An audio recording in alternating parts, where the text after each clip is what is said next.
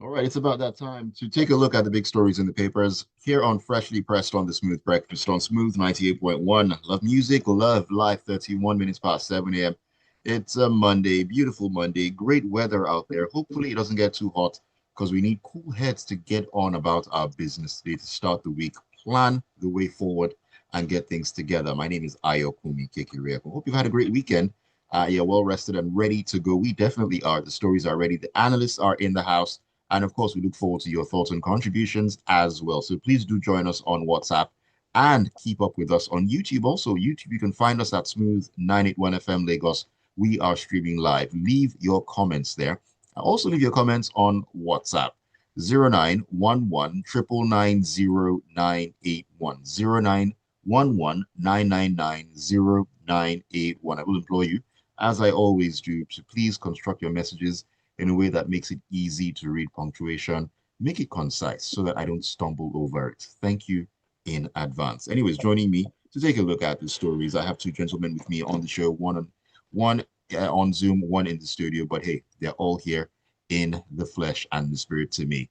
Mr. C and AB Bozimo. AB, good morning to you. How are you today? Good morning. I'm feeling mighty merry because of one of the news stories we're going to handle this morning. Thank you Great to so join much. you, Mr. C. Fantastic to be with wonderful listeners. Let's do this in a highly precise and military manner. Mr. C, good morning. Good morning, Nayo. Good morning, AB. Good morning, Lagos. Alrighty, we shall begin with military precision this morning. Number of things to sink our teeth into and get through. We'll be talking about a story in the Vanguard newspaper where it says the federal government has filed a criminal charge against Mike Ozekhome, S-O-N, over alleged forgery and S-A-N. use of false, S-A-N. yes, S-A-N. You said S-O. Oh, sorry, S-A-N, beg your pardon. He reached What to say S-O-N because the standards were very low, but go on. over alleged forgery and use of false documents in a disputed property case in the United Kingdom. This case has been rumbling recently, Mr. C, and now the federal government has decided to file criminal charges against Mike Ozekhome. What exactly is happening in this case, and what are the implications here? Okay, thank you, Ayo. So, for the benefit of listeners who don't know how we got here, quick recap. Sometime last year, a judgment was issued in England. Very shocking judgment because it thoroughly indicted a senior member of Nigeria's legal system, Chief Mike Ozekhome. So, what had transpired was the late Jerry Oseni had bought property in the UK, but not under his name. Okay. Now, Chief Ozekhome claimed that the late Jerry Oseni gave it to him via a third party. So there was a whole fictitious individual that was somehow generated with a passport, NIN, BVN to boot. All the works. Yes.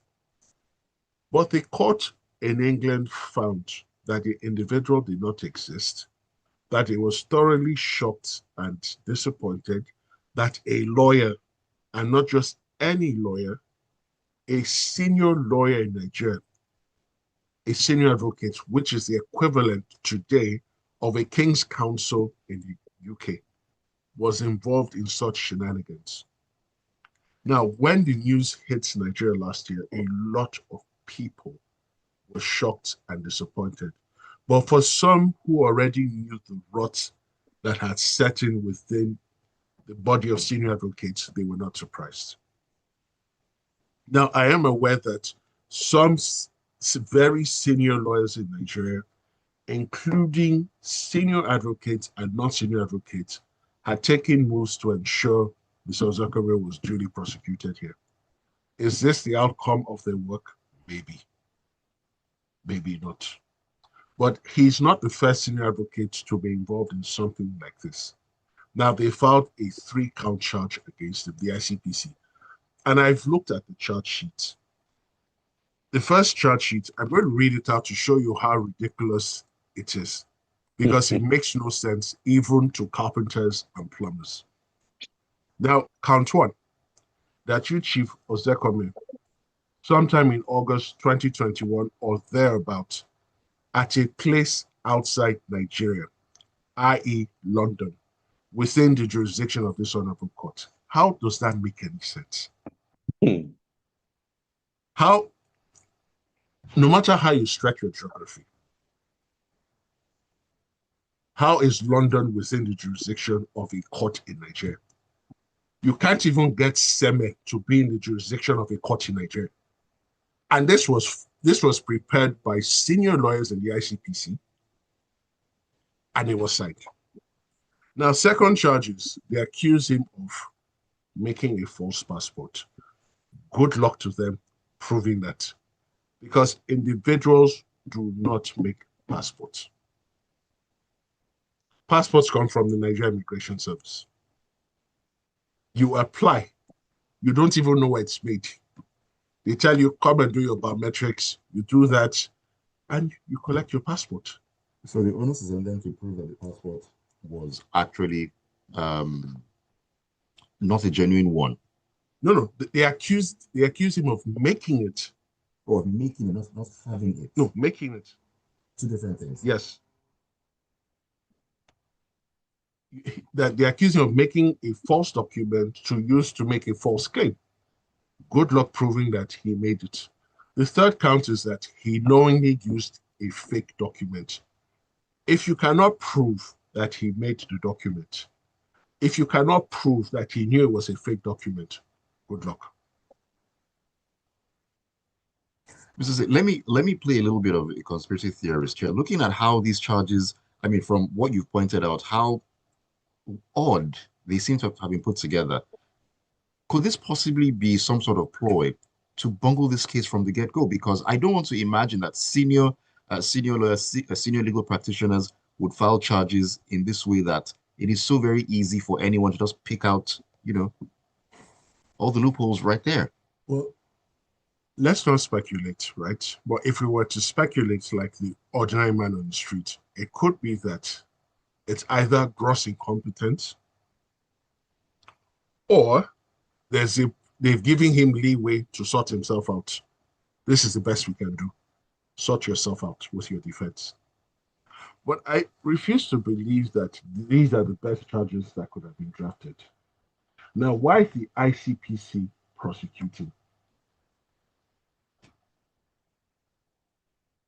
So here we are. But beyond all of this, what is the likely punishment that will come to him? A prison sentence, and maybe he'll be disbarred from the profession. But that also depends on how long this case takes and whether he's able to file an appeal. Because we note that in the past, certain other senior advocates who were involved in one alleged act or the other. In fact, there was a senior advocate who was initially convicted, sent to prison. He started a prison sentence. I think he completed it. But then he appealed, and his appeal succeeded on some technicality. Then there was another senior advocate who was charged with all sorts of sundry offenses. He was found guilty. He was stripped of the SAN rank for a few years. Then quietly, it was given back to him. There's a third SAN, he's in River State, sued justices of the Court of Appeal in their personal capacities because a ruling went against him. He was found guilty of professional misconduct. He was stripped of his SAN rank, but guess what? It's been restored to him. Even the SAN that was involved in the electoral shenanigans years, I think 10, 12 years ago, where he was found guilty of communicating with an election judge, doing sittings, they're exchanging messages. He's been restored. So what's the point of punishment? No, so they punish you quietly, they punish you publicly, then restore it quietly. And then I think part of it is when you come back, you should stay under the radar. I think that's a general understanding. So there is really a need to clear the ranks and the stables of the senior advocates, because it's starting to look, or it's continuing to look like an old boys club. And these are the torchbearers, the front row guys of the legal profession. Right. And if the ordinary public continues to read stories about their shenanigans and activities, what confidence is then laid upon the legal profession, especially those who are not senior advocates? Serious food for thoughts there. AB, ready to jump in on this one? Let me just say, first of all, like Mr. C must already assert, he is currently innocent until proven guilty. But I will now say, 68 years old man, can you see what vanity can do? And the most important line in this story is that after all has been said, it is most probable that the late Jerry Useni actually was the person who bought the house. What does that really tell us about Nigeria and generational corruption? For what reason and purpose was the late Jerry Useni buying a house in the UK? Why was that such an urgent thing for a former high-ranking official? Since he cannot decide to develop his own country, he wants to go and invest in another country. I'm not saying that investments are bad, but he was a public official. He was a military officer. His salary, at least, should be traceable. How did that? Anyway, when we talk about politically exposed persons, it just goes, the rabbit hole goes on and on. Let me leave that alone, because I have a much more cheery story to handle right now. Yes, indeed. And for that story, step into the premium times. And the Nigeria Air Force has neutralized more than 40 terrorists in coordinated close air support and air interdiction operations at Azir and Musaram areas of Borno, disrupting planned attacks and bolstering ongoing ground operations. This was contained in a statement by the Director, Public Relations and Information of the Nigerian Air Force, Himen Ejodame, on Sunday in Abuja. This is the kind of thing that we like to hear, AD. Ayo, very often we wake up and we hear stories in and of this beloved country that make you depressed. This is a story that not only warms my cockles, but actually gives me great joy because of how it was even written. They are very premium times violence words that I love here. Neutralized, terrorists, air interdiction, bolstering ongoing operations. Summary: the Nigerian Air Force came, saw, and walloped terrorists. They actually saw them. This is one of the stories that changes the narrative for me, because often we've heard that, oh, terrorists came, they attacked, something happened. You don't hear about one dropped fingernail, not to talk of pencil or whistle from the terrorists. But here we hear that 40 easily of them were killed. This neutralized, not, it doesn't work for me. Slaughtered, massacred, destroyed, whatever word you want to use. And they were trying to run. They had actually, apparently, the story was that they came to attack Nigerian soldiers, and the soldiers, first of all, held them off. As for air support came, finished off the job in a coordinated attempt, and they have gone to check. They were trying to gather themselves in about 10 canoes and under some tree cover. Oh my goodness. That forest, what's the name of that forest? Nigerian, there was a former official who said that bombs cannot touch terrorists because they are in forests, right? Well, yeah. The Nigerian army proved that theory wrong. I also want to go further to say that there was also somebody who is quoted in Nigeria saying, the terrorists will always be amongst us. Well, I guess the Nigerian army and Air Force beg to differ. The slurry of their remaining bodies can be found buried deep within the soil where they were killed, and anybody who feels that they want to go and support them should please go there, paint a target on their back, and wait for more Nigerian army cover. I just want to say kudos to the Nigerian military, Air Force, and all the security services who were involved in this operation. This is the kind of story I love to wake up to on a Monday. It's a tonic for the rest of the week. It tells us what people like us already knew, that the Nigerian Army and Air Force are no joke. They are battle tested. They have proven their merit in many, many theaters. And on this day, I'm happy to state that they proved how good they can be. No stories of what's that thing, the collateral damage, just terrorists terminated and turned into manure. Kudos. Let's hear much more of this kind of story. I will celebrate it with maybe a shawarma later on today. That's an interesting prospect there, AB. But yes, these are the sort of stories we want to hear about the Nigerian security architecture winning the battle against terrorism and insurgency. We need to turn the tide and make our country a much, much safer one. No doubts about that. All right, Mr. C, I'm coming back to you right now. Let us step into the garden. Let's talk some political matters here, where fresh political discussion suggests that President Bola Tinubu is quietly assessing four prominent Northern Christian leaders as possible running mates ahead of the 2027 presidential elections. As sources across print, broadcast, and online media have consistently mentioned former Speaker Honorable Yakubu Dogara, Defense Minister Lieutenant General Christopher Musa retired, Plateau State Governor Caleb Muftwang, and the Catholic Bishop of Sokoto, Most Reverend Matthew Hassan Kuka, as names in serious circulation within the ruling All Progressives Congress. The wheels of politics are spinning here, Mr. C. Yes, sorry. Yes, they are. And it shows that the present administration is under some pressure. So the Muslim ticket formation has not been accepted by America.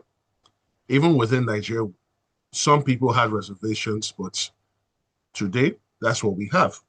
But come 2027, given everything that has been happening and is still happening, right? The president is reconsidering his political fortune. It is clear he wants to come back. He would love to come back. But then he realizes that in coming back, certain things will have to change. Now, there's a narrative out there that some form of Christian genocide is going on. Whether the narrative is completely correct or not is not what we're discussing, because apart from Christians, there are Muslims and people who adhere to other spiritual beliefs that are also being killed. Now, within Nigeria, it would also appear that he's lost or is losing very steeply the confidence of the Muslims in the north. That is why he's now pivoting towards the south, towards the Christians in the north. Remember that he's trying to mop up the entire south by getting governors to decamp to the APC. Of course, certainly behind closed doors, promises have been made. So even where you find the local APC complaining that the governor has moved over, he's taken over the structure, it's complete cricket from Abuja. Because from Abuja, they're looking at the bigger picture. So part of what appears to be his new political calculations are, if he can sweep the entire South, sweep the Northern Christians, then he would have broken the hegemony of the Northern Muslims, and just maybe that'll be enough to get him into office. Just maybe. Also depending on whether the other political parties have the right legal standing and structure to even field candidates that will be deemed legal. Right. Now, in moving to the Northern Christians, he's looking at four names. He's looking at Yakubu Dogara, he's looking at Father Matthew Kuka, he's looking at the Minister of Defense, and then the Governor of Plateau State. Now, there'll be a number of considerations going through his head. One, of these four gentlemen, who will Northern Christians easily resonate with? I would say that the Plateau State Governor is last on that list, because I'm not even sure the people in the state like him. But then beyond that, he also doesn't want to get in a VP who will give him stress, who will trouble him. So I'm thinking that Kuka may not get it. But it's interesting that he's looking in that direction. Was this solely brought about by internal dynamics, or did Americans subtly suggest to him that we would like to see a Christian woman as your vice? And just maybe. So many, many questions here.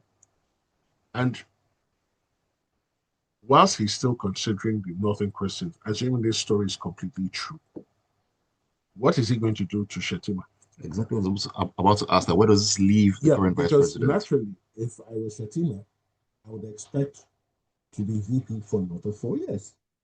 So if I'm not going to be VP for the next 4 years after 27, what are you going to give me or offer me that will compensate me for missing out on that position? Certainly, you can offer me a ministerial position. I can't drop from VP to minister. Yes. Are you going to give me all blocks? What are you going to offer me? And then how would the Muslim North take it that one of their own has been dropped? Because in certain quarters, again, sadly or strangely, the president is not regarded as a Muslim. I've spoken with Northern Muslims. They don't regard him as a Muslim. So as far as they're concerned, there's only one Muslim on the ticket, and that's Shetima. So if Shetima is removed, how will they respond to that? How will that play out at the polls? So it's still early 2026, and we're still in January. Let's see how things unfold over time. And that last word by Mr. C is what is so pathetic. From day one of this administration, it appears the whole focus has been on electoral matters rather than governance. Yes, some policies have been announced, pathetically, executed. There's confusion. A tax thing has come up. There is clear case of, let me just use the light word, tampering in the way the law was promulgated. Nobody is talking about it. We're talking about 2027 election. I just think President Bola Tinubu is not focused on what matters right now. I've said this before. If he decided to focus on being the man that ended terrorism, on his own merit, he would have a competitive electoral standing in all parts of the country. But no, it's all, how can I influence this and influence that? Pathetic. All right, let me take a thought or two here before I come back to you, AB, real quick. This is from Moji and Papa, who says, good morning, Mr. C and gentlemen in the studio. You mentioned cases of 3 SANs, but failed to mention their names. So what's the point of talking about it when you couldn't mention their names? Please, we want to know them. Moji wants to know the SANs, Mr. C.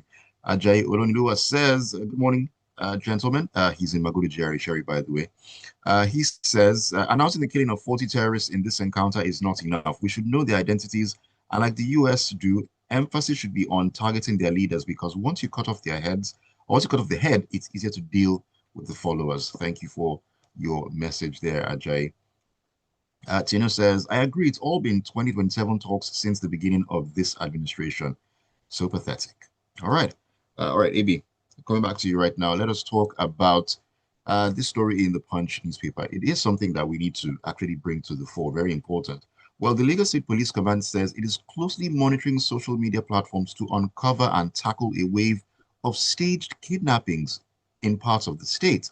Now, the command revealed that several social media videos depicting kidnapping incidents, which had sparked fear and led to ransom payments, were carefully orchestrated scams.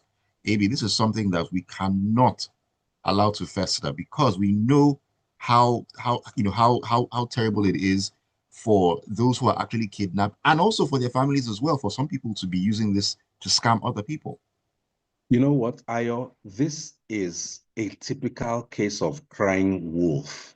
It is so sad from this story that different people, different parts of the country, different parts of Lagos, for instance, are now pretending to be abducted just to extract money from relations or family. And that just tells you a lot about societal values. When an SAN can allegedly try to, quote unquote, colobby a house in London, all of us seem to want to, quote unquote, blow. what is this rush for money? Money to do what? It is because those who ostensibly should be in leadership in society have never shown any noble use of money. Basically, they have amassed it to themselves, never applied it to any proper societal good, and in fact, use it primarily to oppress others. And so those coming behind them just want to follow in those fitted footsteps. It's unfortunate. I give kudos to the police command because they are trying to be very logical and methodical in tracking these stories. Again, they say, never should you rush and just bring money, bring the stories to the police. But the police have to understand they too have a credibility problem. They also have a public corruption perception problem. That is why people, instead of rushing to the police as they ought to, feel what's the point and go ahead and do this when they now succumb to such, stories. Listen, for the good of all of us, let it only be those who indeed